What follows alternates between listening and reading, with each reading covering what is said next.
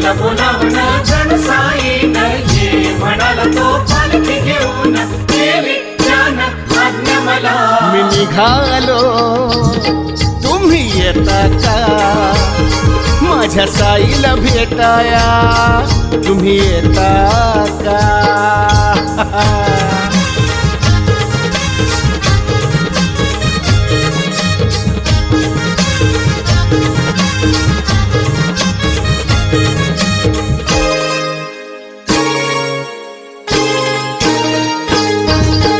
रामनवमीचा सण